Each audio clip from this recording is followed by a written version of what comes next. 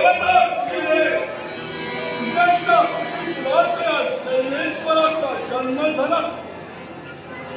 पुत्र प्राप्ती होता.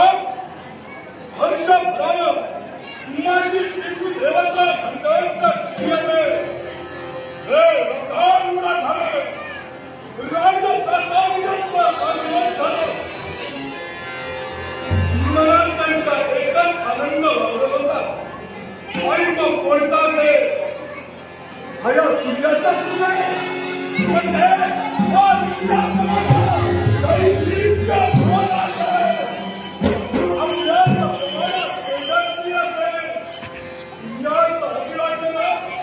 माझी पितृदेवता माझा मुखगमन पाहण्यासाठी राजप्रसादी आली.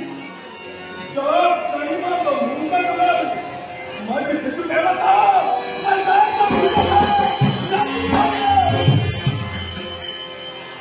माझा वर्ण पाहिला.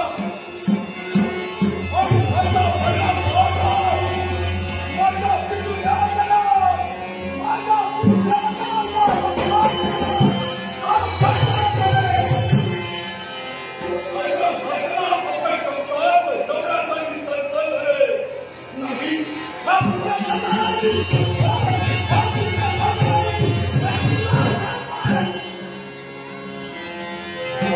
शब्द खाली पडतात तर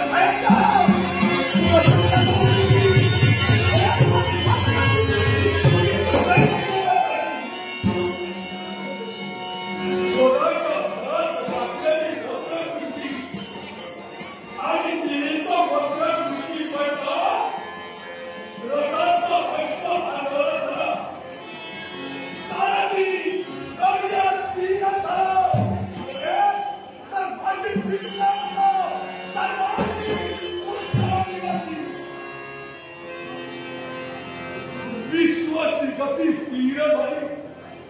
प्रत्येकाला क्षमा वाटू लागला.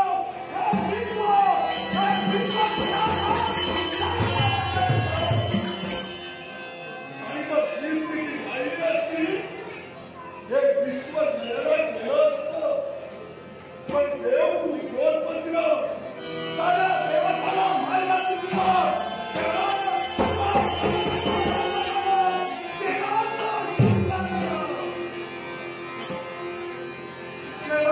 सिंचन होतात.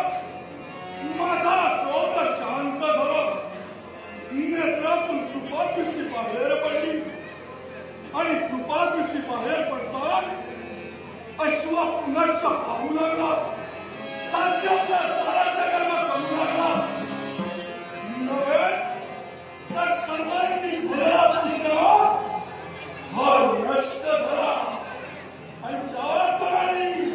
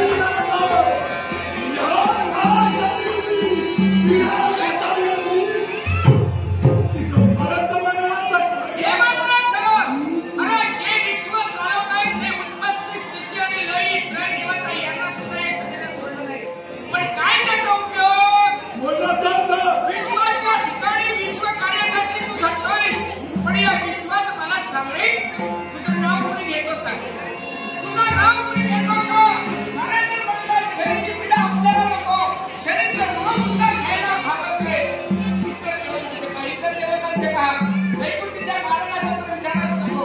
एक एक भक्त असे काही असे भक्त निर्माण झालेले आहेत. तुझा कोण एकांकी भक्ती कोण करतोय? सर्वांचा हा विचार केला तर काय उपयोग? पण तुझाची शब्द करते प्रत्येकासाठी मी आहे आणि करून घ्यायचं असेल तर ठेवतो काळीमात्र प्रत्येक काळीमात्राचा देहात त्यांचा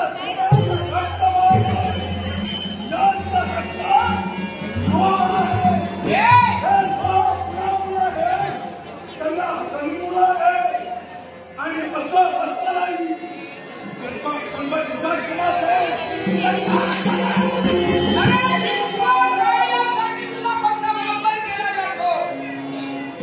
नुसता वापर केला जातो विश्व कार्यासाठी.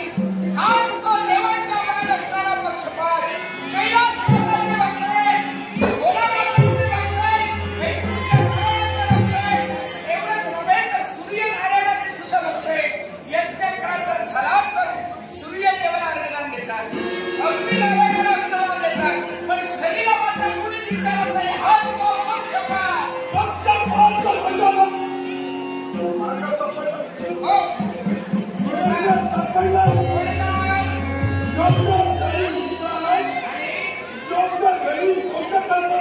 मी वेळ कधी चुकवतच नाही. होय